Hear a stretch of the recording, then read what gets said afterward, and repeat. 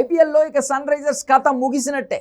Hot ఫేవరెట్గా defending రన్నరప్గా ఈ season బరిలోకి దిగిన సన్ రైజర్స్ హైదరాబాద్ చెత్త ప్రదర్శనతో దాదాపుగా ప్లే ఆఫ్స్ రేస్ నుండి తప్పుకుంది.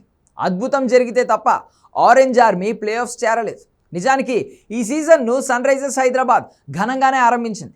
రాజస్థాన్ రాయల్స్తో జరిగిన తొలి మ్యాచ్లో 286 పరుగుల రికార్డ్ స్కోర్ నమోదు చేసి భారీ విజయాన్ని అందుకుంది. కానీ ఆ తర్వాత Lucknow super Giants, Delhi Capitals, Kolkata Knight riders, Gujarat Titans చేతిలో ఘోర పరాజయాలను చవిచూసింది. పంజాబ్ కింగ్స్తో 246 పరుగుల భారీ లక్ష్యాన్ని ఛేదించి రెండో విజయాన్ని ఖాతాలో వేసుకున్న ఆరెంజ్ ఆర్మీ మళ్ళీ ముంబై ఇండియన్స్తో వరుసగా 2 మ్యాచ్ల్లో ఓటమి పాలైంది. సన్ రైజర్స్ హైదరాబాద్ ప్రధాన బలమైన బ్యాటింగే బలహీనంగా మారింది.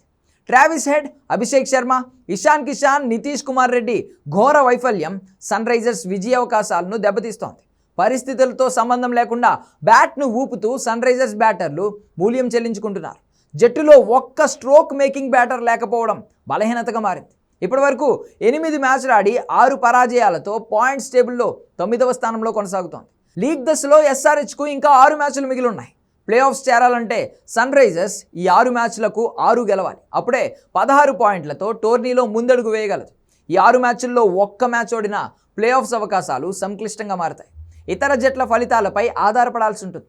Sun Risers net run rate కూడా దారుణంగా ఉంది. దీంతో మిగిలిన 6 మ్యాచ్ల్లో విజయం సాధించడమే కాకుండా నెట్ రన్ రేట్ కూడా మెరుగుపరుచుకోవాలి. మరో 2 మ్యాచ్ల్లో ఓడితే మాత్రం సన్ రైజర్స్ అధికారికంగా ప్లే ఆఫ్స్ రేస్ నుండి నిష్క్రమిస్తోంది.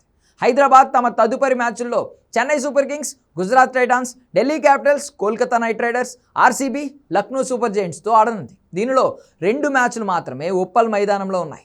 ఈ 6 మ్యాచ్ల్లో సన్ రైజర్స్ విజయం సాధించాలంటే అద్భుతం జరగాల్సింది.